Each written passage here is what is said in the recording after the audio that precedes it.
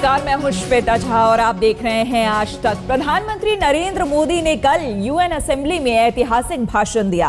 एक तरफ जहां उन्होंने वसुदैव कुटुंबकम की बात की, तो दूसरी तरफ उन्होंने पाकिस्तान को करारा जवाब दिया।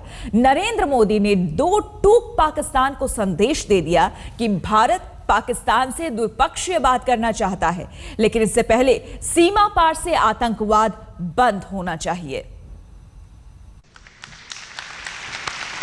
प्रधानमंत्री नरेंद्र मोदी जब संयुक्त राष्ट्र की महासभा में बोलने के लिए खड़े हुए तो सबकी नजरें इस ओर लगी थी कि कश्मीर के सवाल पर प्रधानमंत्री कुछ बोलेंगे या नहीं। कश्मीर के सवाल पर पाकिस्तान के नापाक राग पर उंगली रखेंगे या नहीं। मोदी ने दुनिया को बता दिया कि पाकिस्तान की तरफ से संयुक्त राष्ट्र में कश्मीर के मुद्दे को उठाने से कुछ नहीं होगा और इस मंच पर बात उठाने से समाधान के प्रयास कितने सफल होंगे, इस पर कईयों को शक है कि आतंकवाद 21वीं सदी की दुनिया को सबके सहयोग से चलाने में जुटे प्रधानमंत्री ने साफ कर दिया कि वो पाकिस्तान से भी दोस्ती का हाथ बढ़ाना चाहते हैं, लेकिन ये नहीं होगा कि भारत तो दोस्ती का हाथ बढ़ाए और पाकिस्तान पीठ में आतंकवाद का खंजर घोंप दे। मैं पाकिस्तान से मित्रता और सहयोग बढ़ाने के लिए पूरी गंभीरता से शांतिपूर्ण वातावरण में बिना आतंक के साये के साथ द्विपक्षीय वार्ता करना चाहता हूं, लेकिन पाकिस्तान का भी यह दायित्व है कि उपयुक्त वातावरण बनाए और गंभीरता से द्विपक्षीय बातचीत के लिए सामने आए। मोदी से एक दिन पहले पाकिस्तानी प्रधानमंत्री नवाज शरीफ जब इसी जगह पर बोल रहे थे, तब उन्होंने कश्मीर का सवाल छेड़ दिया। We were disappointed at the cancellation of the foreign secretary level talks by India. The world community too rightly saw it as another missed opportunity. Pakistan is convinced that we must remain engaged in the dialogue process for settling disputes and building economic and trade relations. Let us not ignore the dividends of peace. Mr. President, more than 6 decades ago, the United Nations passed resolutions to hold a plebiscite in Jammu and Kashmir. The people of Jammu and Kashmir are still waiting for the fulfillment of that promise. इसके बाद ही सवाल उठने लगा कि मोदी क्या करेंगे।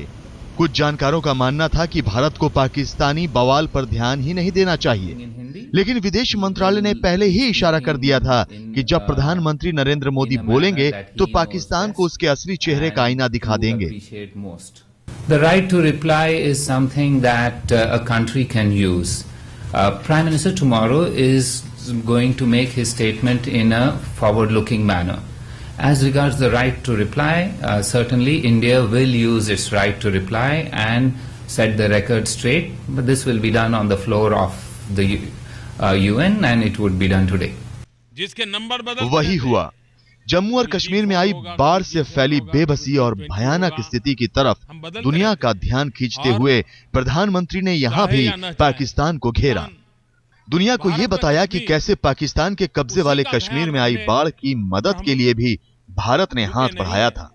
हमने पाकिस्तान को भी कहा, क्योंकि उस क्षेत्र में भी बाढ़ का असर था। हमने उनको भी कहा कि हम जिस प्रकार से कश्मीर में बाढ़ पीड़ितों की सेवा कर रहे हैं, हम पाकिस्तान में भी उन बाढ़ पीड़ितों की सेवा करने के लिए हमने सामने से प्रस्ताव रखा था। कभी दोस्ती की बात की तो कभी मानवता के लिए भावुक अपील भी की, लेकिन पाकिस्तान का नाम लिए बगैर दुनिया को यह भी बता दिया कि कैसे उसने आतंकवाद को अपनी विदेश नीति का हिस्सा बना दिया है। आज भी कई देश आतंकवादियों को अपने क्षेत्र में पनाह दे रहे हैं और आतंकवाद को अपनी नीति का उपकरण मानते हैं। और जब good terrorism and bad terrorism ये बातें सुनने को मिलती है, तब तो आतंकवाद के खिलाफ लड़ने की हमारी निष्ठाओं पर भी सवाल या निशान खड़े होते हैं। अपने शपथ ग्रहण समारोह में ही प्रधानमंत्री मोदी ने सार्क के राष्ट्राध्यक्षों को बुलाया था। उसमें सबसे अहम थी पाकिस्तानी प्रधानमंत्री नवाज शरीफ से उनकी मुलाकात। मोदी ने एक ईमानदार कोशिश की थी, लेकिन पाकिस्तान ने उस कोशिश पर अपनी तंग नीति से पानी फेर दिया था। संयुक्त राष्ट्र की महासभा में एक बेबाक नेता के रूप में मोदी ने दुनिया को आईना दिखाया, जिसमें पाकिस्तान का असली चेहरा दिखता है। गौरव सावंत के साथ राहुल कमल, न्यूयॉर्क, आज तक। हमारे पड़ोस से जुड़ा हुआ है। प्रधानमंत्री नरेंद्र मोदी ने पाकिस्तान को दो टूक समझा दिया है कि किसी तीसरे की मध्यस्थता स्वीकार नहीं की जाएगी। अब तक गरज रहा पाकिस्तान अब नरम पड़ा है। पाकिस्तानी प्रधानमंत्री के राष्ट्रीय सुरक्षा सलाहकार सरताज अजीज ने सचिव स्तर की बैठक से ठीक पहले हुर्रियत नेताओं की पाकिस्तानी उच्चायुक्त से मुलाकात को गैर जरूरी बताया है। भारत ऐसे व्यापक पैमाने पर प्रधानमंत्री नरेंद्र मोदी ने पाकिस्तान के इरादों पर पानी फेर दिया। संयुक्त राष्ट्र संघ के मंच से मोदी ने इस्लामाबाद को साफ संदेश दिया कि द्विपक्षीय वार्ता के लिए दिल्ली के दरवाजे हमेशा खुले हैं, लेकिन पाकिस्तान अपने इरादे में ईमानदारी की गुंजाइश रखे। संयुक्त राष्ट्र संघ में मोदी ने सकारात्मक बात करने के लिए दोनों देशों के बीच भरोसा कायम करने को अहम बताया। प्रधानमंत्री के भाषण के बाद पाकिस्तान के राष्ट्रीय सुरक्षा और विदेशी मामलों के सलाहकार सरताज अजीज ने आज तक से बातचीत में स्वीकार किया कि पाकिस्तान बातचीत के लिए तैयार है, लेकिन जिसने बातचीत तोड़ी थी वही नई मुलाकात के लिए पेशकश करे।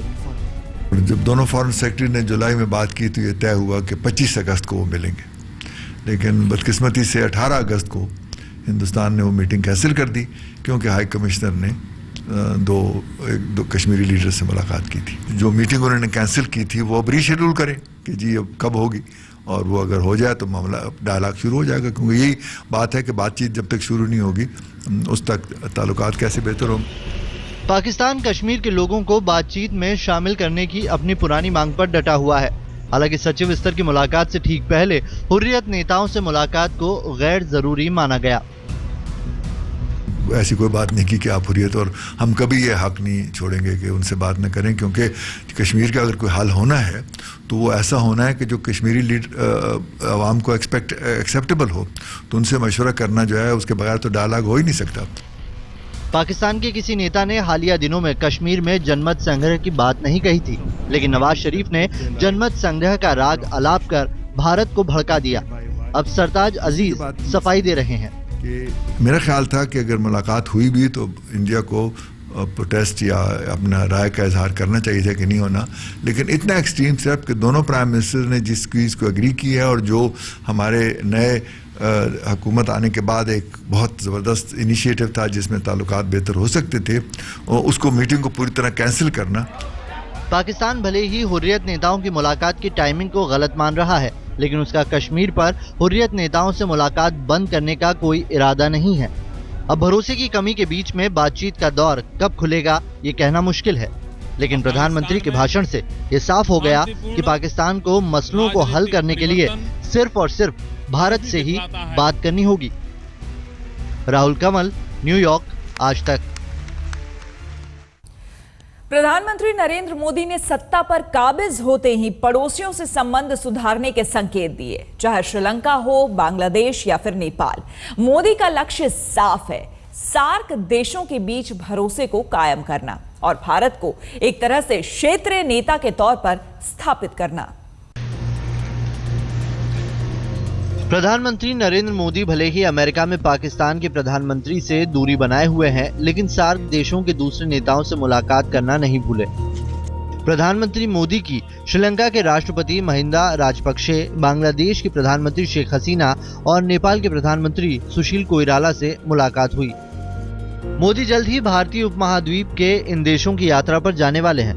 बांग्लादेश की प्रधानमंत्री शेख हसीना से मोदी की पहली बार मुलाकात हुई।